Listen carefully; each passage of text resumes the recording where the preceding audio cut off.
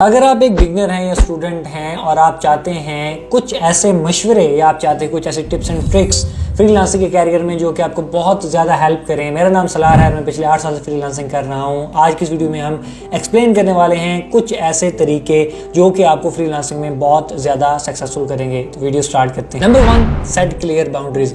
अगर आप स्टूडेंट हैं, बिगनर हैं या आप पार्ट टाइम फ्रीलांसिंग करते हैं तो एक बात जहन में रखें, या इवन आप फुल टाइम फ्रीलांसर भी हैं तो हमेशा अपने क्लाइंट के साथ जो है वो बाउंड्रीज जो है वो क्लियर रखें। क्लाइंट को बताएं कि जी ये काम इतने दिन लेगा, मैं इतने दिन में ये काम करके दूंगा। फॉर एग्जांपल, अगर आप सोच रहे हैं कि यार ये $100 का प्रोजेक्ट है, हाथ से नहीं जाना चाहिए, 5 दिन का काम है, मैं 2 दिन में करके दूंगा, तो ये गलतफहमी में मत रहें।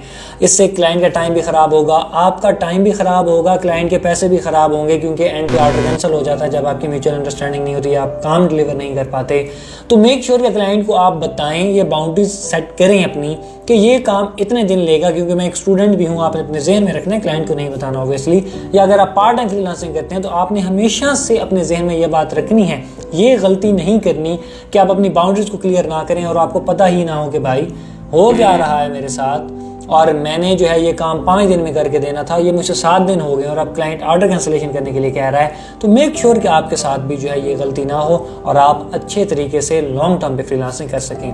बढ़ते हैं सेकंड पॉइंट की जानिब। Number 2 is create schedule. अच्छा, ये बात मैं बोलता नहीं हूँ, लेकिन स्टिल अगर आप स्टूडेंट हैं या पार्ट टाइमर हैं तो मैं आपको एक चीज़ हमेशा बोलूँगा कि अगर आप स्केड्यूल सेट कर सकते हैं तो लाजमी करें, क्योंकि आपको पता होना चाहिए कि मेरे पास डेली 2 घंटे हैं, 3 हैं, 4 हैं, 5 हैं, 6 हैं, कितने घंटे हैं फ्रीलांसिंग करने के लिए। और आप एक चीज़ ज़रूर करें कि अगर आपके पास 3 घंटे हैं तो जब अपना पार्ट टाइम काम जो है वो स्टार्ट कर रहे हैं, जैसे फ्रीलांसिंग आपने स्टार्ट की, तो आप अपने पहले घंटे 3 घंटे जो आपके पहले हैं वो सबसे पहले करें। उसके बाद दोस्तों के साथ हैंग आउट करें, उसके बाद जो है अपने बीवी बच्चों को लंच डिनर पर लेके जाएं, अपनी फैमिली के साथ बाहर जाएं। अगर आप ऐसा नहीं करेंगे तो ये क्या होता है कि जब आप फ्रस्ट्रेटेड होकर घर आते हैं वापस एक ट्रिप से, तो आपका दिल नहीं करता चलिए यार कल काम कर लूँगा, लेकिन इससे क्या होता है कि आपका स्केड्यूल बिगड़ जाता है। तो जब भी अगर आप जॉब करें, जॉब से वापस आएँ, तो थोड़ा सा रेस्ट लेके फ़ौरन से उन 3 घंटों में अपना काम निपटाएं।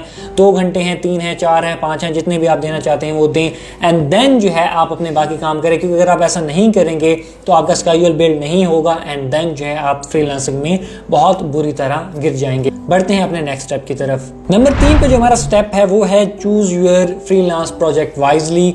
जब आप स्टूडेंट होते हैं, बिगनर होते हैं फ्रीलांसिंग में, इवन दो अगर आप इंटरमीडिएट में भी हैं, तो देन क्या होता है कि आप फ्रीलांसिंग के मंथली बेसिस पे जो प्रोजेक्ट्स होते हैं या बड़े प्रोजेक्ट्स होते हैं उनको ले लेते हैं। देन मसला क्या बनता है कि उन प्रोजेक्ट्स पे आप उस तरह काम नहीं कर सकते जैसे आप शॉर्ट प्रोजेक्ट्स करते हैं, क्योंकि आप पार्ट टाइम फ्रीलांसिंग कर रहे होते हैं।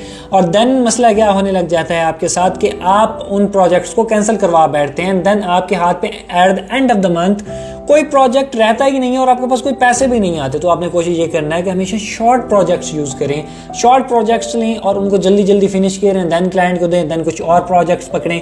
तो इससे क्या फ़ायदा होता है कि जब आप वाइजली अपना कोई प्रोजेक्ट पकड़ रहे होते हैं, हफ्ते का, 10 दिन का, 8 दिन का, 3 दिन का, 2 दिन का, तो उसमें आप तो एक तो रेवेन्यू भी आपका बहुत ज़्यादा जनरेट हो रहा होता है, और साथ साथ आपका सबसे बड़ा एडवांटेज जो होता है वो ये एडवांटेज होता है कि आप उसको एग्जैक्टली कंप्लीट करके दे सकते हैं, क्योंकि वो बहुत ज़्यादा शॉर्ट होता है, उसमें इतनी कॉम्प्लिकेशंस नहीं होती कि आपको फेस करना पड़े। तो ये एक जो पॉइंट है आपने हमेशा जहन में रखना है।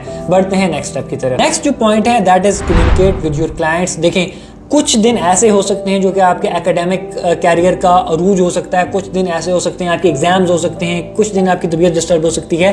तो आपने कंटिन्यूअसली अपने क्लाइंट के साथ कम्युनिकेट लाजमी करते रहना है। इस तरह नहीं करना कि आपने एक दिन वीडियो पकड़ी, अगर आप वीडियो एडिटिंग का काम करते हैं तो आपने 7वें दिन उसको बोला कि sorry I M not available to deliver at the moment, और मैं कल करूँगा, परसों करूँगा।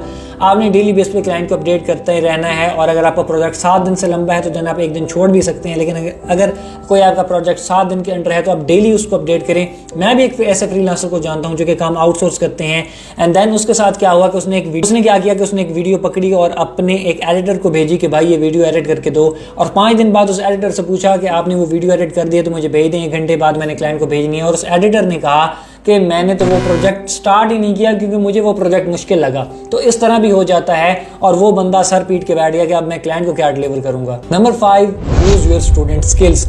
अगर आप एक इंग्लिश के स्टूडेंट हैं तो मैं आपको रिकमेंड ये करूंगा कि आप जो है अपनी कम्युनिकेशन पे काम करें। अगर आप फिजिक्स के स्टूडेंट हैं तो मैं आपको रिकमेंड ये करूंगा कि आप क्वांटम फिजिक्स की सर्विसेज देना भी स्टार्ट कर दें। अगर आप मैथ के स्टूडेंट हैं तो सेम इसी तरह आप सर्विसेज दे सकते हैं। अगर आप केमिस्ट्री के स्टूडेंट हैं तो इसी तरह सर्विसेज दे सकते हैं।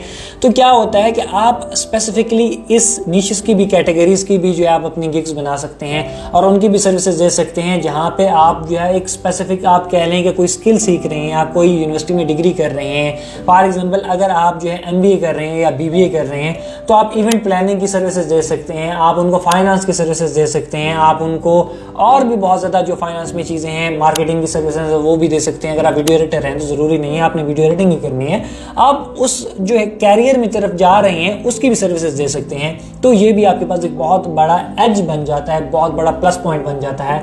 तो मेक श्योर कि आप इस कैटेगरी की तरफ भी लाजमी जाएं। Number 6 is create your specific work space. अब इस बात में मैं हमेशा ये चीज़ कहता हूँ कि अगर आप फ्रीलांसर हैं ना तो आपका एक personal chair, personal table, personal laptop, personal mug, personal coffee table, सब कुछ पर्सनल होना चाहिए और कमरे में एक कोना होना चाहिए जिस पे कोई भी आपको ना छेड़े। अगर डेडिकेटेड कमरा हो तो क्या ही बात है, लेकिन ऑब्वियसली मिडिल क्लास फैमिलीज में मेरी तरह, आपकी तरह किसी के पास भी डिफरेंट रूम्स नहीं होते, तो आपको एक जो है एक सेक्शन लाजमी रूम में चाहिए होता है जहाँ पे आप इजीली बैठ के काम कर सकें। तो आपने हमेशा कोशिश ये करनी है कि आप हमेशा वर्क स्पेस में बैठें। अगर आप एक इंडिविजुअल फ्रीलांसर हैं तो आपके पास अपनी एक वर्क स्पेस लाजमी होना चाहिए अगर आप एक सक्सेसफुल फ्रीलांसर बनना चाहते हैं, क्योंकि काम में डिस्टर्बेंस जब भी क्रिएट होगी तो आप अच्छे तरीके से काम नहीं कर सकेंगे, प्रोडक्टिव होकर काम नहीं कर सकेंगे।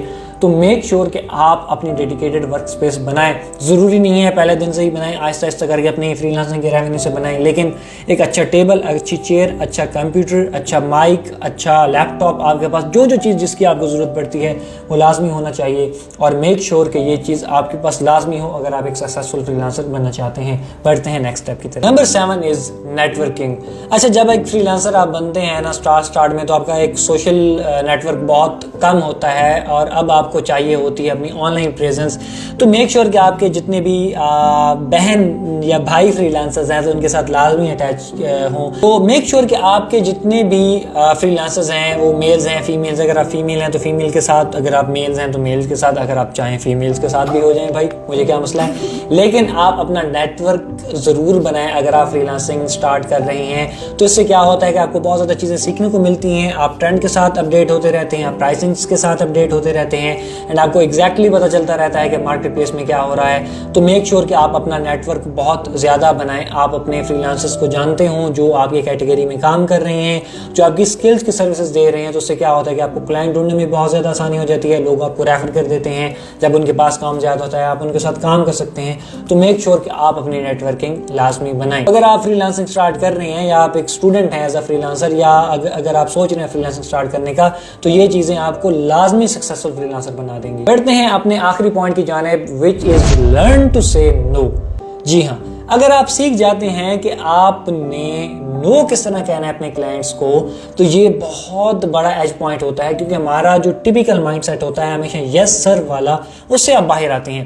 लेकिन अगर आपने 10 प्रोजेक्ट्स अपने महीने के कर लें, अपने $2000-2500 कमा लिए हैं, और अगर आप मेंटली एग्जॉस्ट नहीं होना चाहते, 11वां प्रोजेक्ट नहीं करना चाहते, तो भाई कोई क्लाइंट आता है तो उसे नो बोल दें। उसे बोल दें कि जी I am not available at the moment but I will be right back after a week. तो ये चीज़ करने से आप सोच रहे होंगे कि यार $100-150-200 चला जाएगा। नहीं, ऐसा नहीं होता। जब आप मेंटली एग्जॉस्ट हो जाएंगे तो आपका दिल ही फ्रीलांसिंग से उठ जाएगा, और भी बहुत ज़्यादा चीज़ें उठ जाती हैं और दिल भी आपका जो है फ्रीलांसिंग से उठ जाएगा। तो मेक श्योर कि आप इस चीज़ से जितना कितना हो सकता है दूर रहें। हमेशा कोशिश करें कि आप उतना काम करें जितना आप कर सकते हैं, और अगर आपको कुछ नहीं करना आता, आप उसमें स्ट्रगल करते हैं या आप नहीं करना चाहते, तो आप अपने क्लाइंट्स को नो बोलें और अपना टाइम जो है अपनी ज़ात पे भी थोड़ा सा स्पेंड करें। तो ये थी आज की वीडियो। अगर आपको कोई सवाल है तो ये कमेंट बॉक्स में पूछ सकते हैं। मेरा नाम सलार है। I'm signing off. अल्लाह हाफिज़।